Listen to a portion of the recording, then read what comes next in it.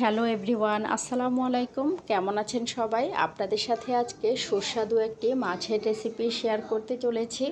যারা নতুন রাঁধুনি আছেন তারা পুরো ভিডিওটি মনোযোগ সহকারে দেখতে থাকুন। এখানে পরিমাণ মতো কুকিং অয়েল দিয়ে দিচ্ছি। এরপর পেঁয়াজ কুচি দিয়ে দিব। 3টি মাঝারি সাইজের পেঁয়াজ কুচি এখানে দিয়ে একটু নেড়ে দিব। পেঁয়াজের কাঁচা গন্ধটি যেন চলে যায়। কিছুক্ষণ পর যখন পেঁয়াজের কাঁচা গন্ধটি চলে যাবে, এরপর রসুন বাটা দিয়ে দিব। রসুন বাটা এখানে 1.5 চা চামচ দিব। কিছুক্ষণের জন্য নেড়ে দিতে হবে, যেহেতু রসুনের একটি কাঁচা গন্ধ আছে। এই গন্ধটি যাওয়ার জন্য কিছুক্ষণ নেড়ে দিব। এরপর পরিমাণ মতো হলুদ গুঁড়ো দিয়ে দিচ্ছি 1 চা চামচ, লাল মরিচ গুঁড়ো 1.5 চা চামচ দিয়ে দিচ্ছি এবং জিরা ধনিয়া গুঁড়ো 1 চা চামচ, স্বাদ মতো লবণ দিয়ে খুব ভালো করে এগুলোকে নেড়ে দিতে হবে। এখানে গোলমরিচ গুঁড়োটাই ইউজ করেছি।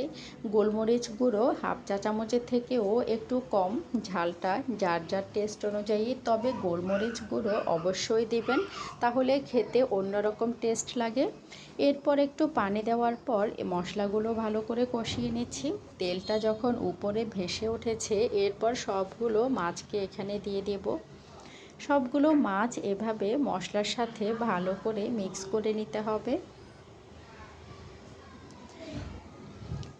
এই মাছগুলো খুব আলতো করে রান্না করতে হয়, না হয় কিন্তু ভেঙে যাওয়ার সম্ভাবনা থাকে।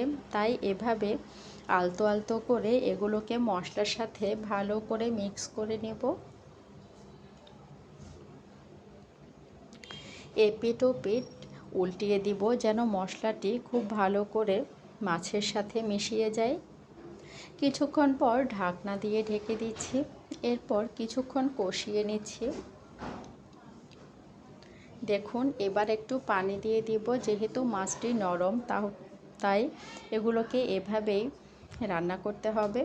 এরপর কিছু পানি অ্যাড করে পাতিলটাকে এভাবে নেড়ে দিতে হবে, যেন স্প্যাচুলা না দিতে হয়। বারবার স্প্যাচুলা দিলে এটি ভেঙে যাওয়ার চান্স থাকবে।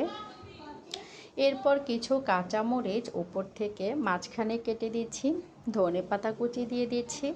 আজকের সুস্বাদু মাছটি খুব ঝটপট রেডি হয়ে গেল। এখানে আর কোনো কিছুই দিতে হবে না, সব কিছুই পারফেক্ট হয়েছে। কালারটা কতটাই দারুণ হয়েছে আপনারা ভিডিওতে দেখলেই বুঝতে পারছেন। আসলে মাছগুলো অনেক সুস্বাদু। এভাবে রান্না করে একবার দেখতে পারেন, খেতে অনেক ভালো লাগবে। এতক্ষণ যারা সাথে ছিলেন সবাইকে অনেক ধন্যবাদ দিয়ে আজকের মতো বিদায় নিচ্ছি। আল্লাহ হাফিজ।